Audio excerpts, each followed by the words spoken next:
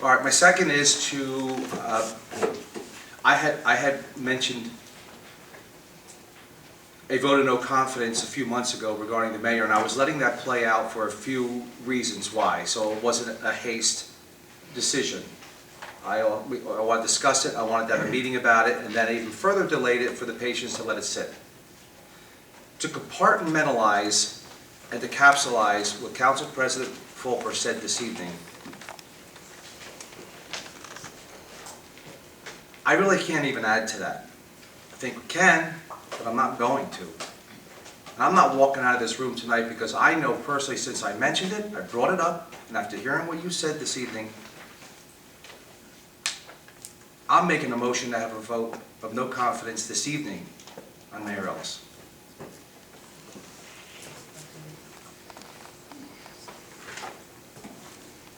Why did you make a motion? You making a motion? Expression of no confidence? That is exactly what I'm doing, yes. So Councilman McVeigh has made a motion to express no confidence in Mayor Stephen R. Ellis. Is there a second?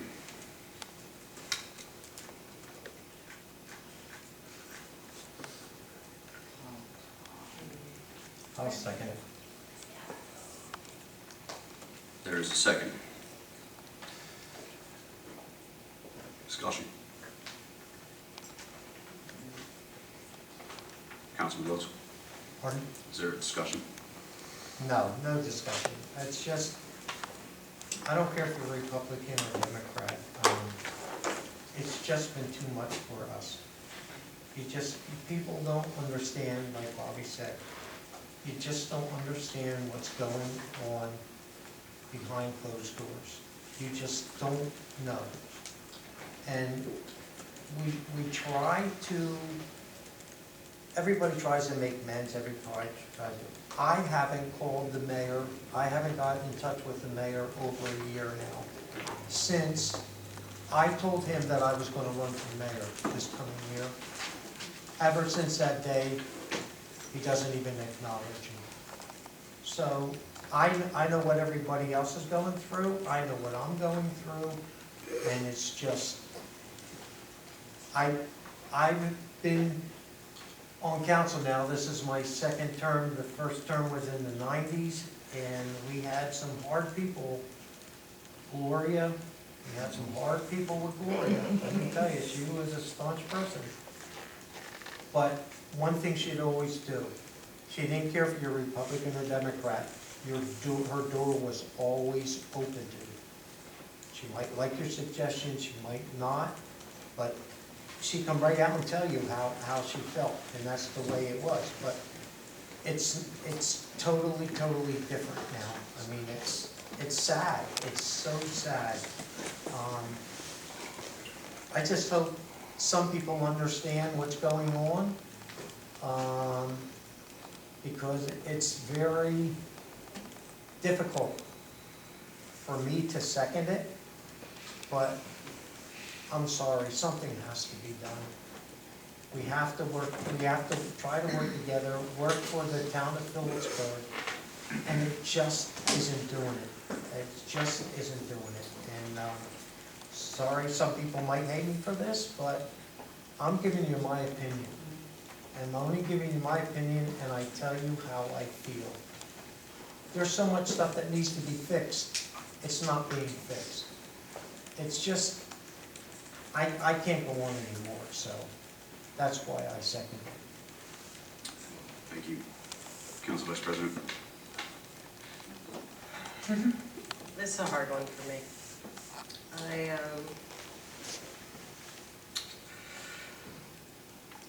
I've had DCA called on me too. I've got another letter today. It goes round and round. Some of it's part of the job. That's okay.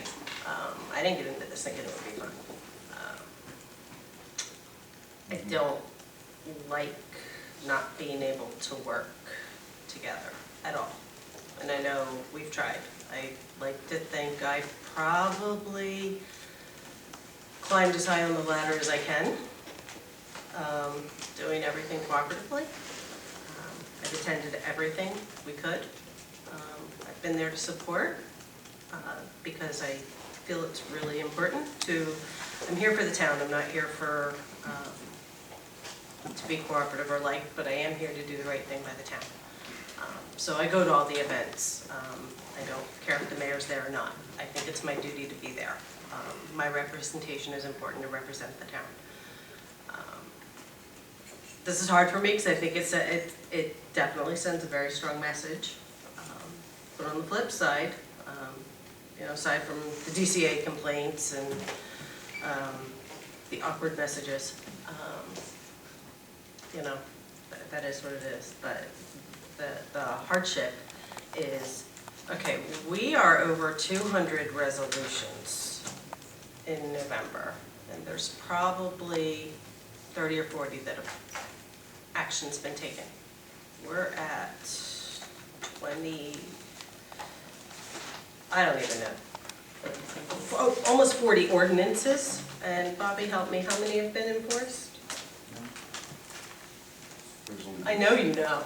30% have. About 30%. I have a problem with that. You know what, he has the right to disagree with council's decision, but when we're overriding nearly every veto that comes across our desks, it sends a message, this is what council wants. And I talked to Harry Wyan at length about this. Harry, how did this work for you? Tell me how to make this work for council and mayor. And his response to me was, Danielle, I never did a veto in all my life. He said, I accepted council's decision whether I agreed with it or not. That's the stance that has to be made. I think the mayor needs to accept our decisions so that we can move on. If he's not going to accept council's decisions, this isn't going to change. Whether he likes it or not. It took me 3.5 weeks to get an answer on recreation that I've been trying to get an answer on. I finally got one today, but that's an important topic. That was time sensitive, and to not get an answer, then I get a big message that he won't respond to email at all because it shows up on Facebook. Well, not by me. So, to not get a call back, to not get an email back, to send semi-obnoxious emails that say, hi, this is the 3rd request, please respond, in order to get an answer. You know what, it's not the way I like to operate, but I don't like having to do it, but I understand. I understand where you're coming from. I understand. That's it. Councilman Davis. I said my piece earlier. I'm good, Council President. Thank you. Thank you. Councilman McVeigh. I've stated my reasons. This is what I'm going to say. I don't get off on this. I don't like it. I don't like doing this. For those who know me in this room, I smile. I'm a jovial fella. So I know there's times to be serious, but this kills me. And just to show you I'm not a hard-hearted man, I said, the famous line, I said, I voted for the mayor. I supported the mayor. I had his signs. But Councilman Davis to Councilman Fulmer, I'm sorry, on my lawn. But I'm saying here, I went into this with no problems. And it's turned into, I just have an issue with things not being enforced. And we're not being answered. It's like, I email them, asking here and there, how about a response? How about a response? I whittled it down to one question. I'm still waiting for a response to that question. I'm not even overloading the man. So, no, this isn't a mean-spirited thing. No, this isn't personal. You gotta do your job. You just gotta do your job. And be respectful about it, and represent our community in the best of our community, which is hurting fiscally, appearance-wise, morally. God bless you all for coming here and staying tight and sending the message out. I wish he was here. And how you can put your appointments on an agenda and not be here to represent those appointments. It's all of us, you know, have worked or we're currently working, and you want to go in for a raise and your supervisor doesn't even show up to support you to the people that write the check or cut that raise. That's exactly what it is.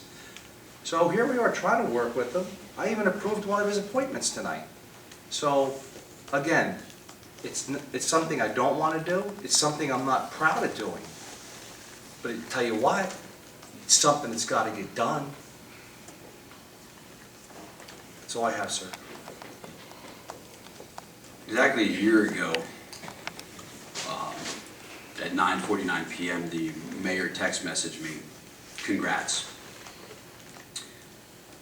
A day later, he had posted to Facebook that stated, "With the exception of candidate DiGirolamo, who was looking forward, I attempted to congratulate others and was told, not accepted. And all communications now go through Robert Fulper, acknowledged. And this town will run like you have never seen it before," or something like those words. "From what I have been told, this is one of the most vile campaigns ever run. And you didn't start it. And you didn't start on my side. Here's your new boss." And he puts a picture of Chairman Steinberg on Facebook. Let me tell you what my real response was. "Thank you, sir. Let me know when you'd like to meet. We cannot allow business to stop nor the people to hurt because of our past differences. It's time to move forward." That's still on my phone today because I know I'm going to need it. And I can show you every text message between me and this man since I've taken office and prior to.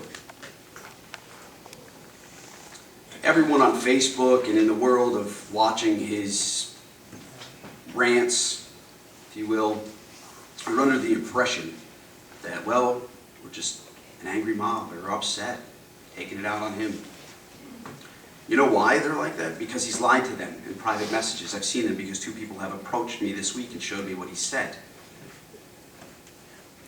And then when he goes to Facebook and he writes these crazy things like we're eliminating parking or we're raising we're giving out increases, just these, I can't even make heads or tails sometimes of what he writes. But on Father's Day, we went through various threats back and forth, and I told everyone there that day that I was not innocent because I went back at him because I was upset.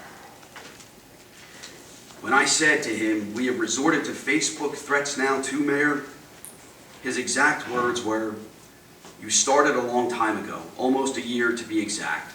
The difference is I stood alone while your pre-recruited, pre-rehearsed angry mob attached, and while the upstanding contributor to Society Video Man tapped the council meetings while Up and Frank stood in the back smirking. You probably don't know one of your Jamestown group rolled over." I have no idea what he's talking about because it's nonsensical. It doesn't make sense, and that's what I get from him a lot. But what I can tell you is that I have used many statements in my emails to Mayor Ellis of reaching across the aisle and working together. I've read a lot of them here. As a matter of fact, I won't get into all of that because we'll be here all night.